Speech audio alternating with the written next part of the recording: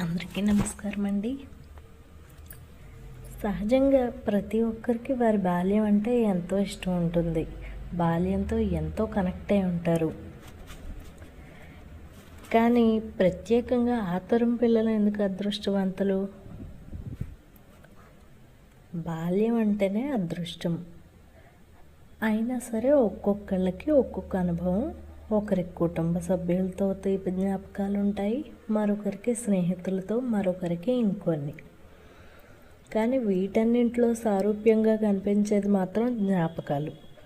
దీనికి కారణం ఏంటి అంటే ఒకరితో ఒకరు సరదాగా గడపడం, సమయాన్ని కేటాయించడం, చిన్న పెద్ద అనే తేడా ఏదీ లేకుండా అందరితో అందరూ మమేకం అయ్యేవారు. పిల్లలు కలిసి ఆడుకుంటూ, వారి స్కూల్ కష్టాలు చెప్పుకుంటూ, చదువుకుంటూ, ఒకరికొకరు సహాయంగా గడిపేవారు. పెద్దలు వారి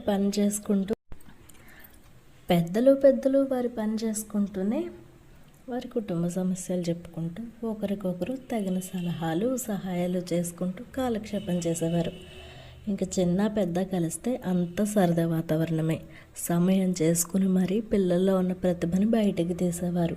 పాటలు పాడించడం, ఆటలు ఆడించటం, కబుర్లు చెప్పించటం, మంచి మంచి కథలు చెప్పటం, వాటిలో ఉండే నీతి వివరిస్తూ చెప్పటం, ఇలా వారి మెదడులో చాలా సున్నితంగానే ఒక జీవన విధానాన్ని నాటేసేవారు.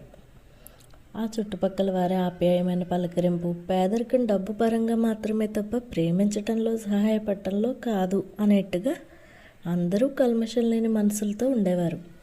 పగలంతో పనుల్లో సహాయం, వెంటనే వచ్చి బడి, సాయంత్రం వచ్చాక ఆటలు, హోంవర్క్, టీవీ, అప్పుడప్పుడు పక్కింటి వాళ్ళు వండించిన స్పెషల్ ఐటమ్స్ తినడం, ఇసుకలో ఆటలు, స్నేహితులతో షికార్లు, సినిమాలకు వెళ్ళడం, ఇలా రకరకాల అనుభవాలను చూసిన తరం ఆ తరమే.